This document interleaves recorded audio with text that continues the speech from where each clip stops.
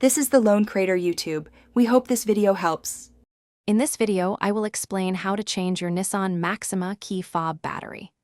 This is a simple task you can do at home, saving you a trip to the dealership. You will need a new CR 2032 3-volt coin battery and a small flathead screwdriver.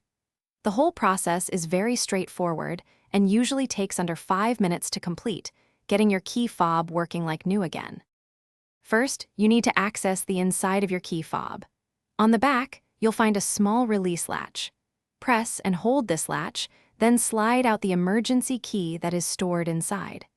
This step is crucial as it exposes a small opening or slot at the bottom of the key fob, which is where we will begin to open the casing. Now, take your small flathead screwdriver and insert its tip into the slot you just revealed. Gently twist the screwdriver to carefully pry apart the two halves of the key fob casing. Work your way around the seam if needed, ensuring not to force it. Once open, locate the old CR 2032 battery and gently pry it out of its holder. With the old battery removed, it's time for the new one.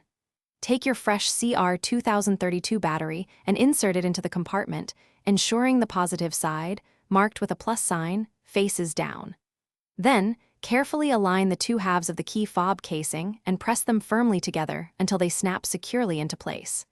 Finally, slide the emergency key back into its slot until you hear a click and you're all set. Thanks for watching. Consider subscribing if we helped you.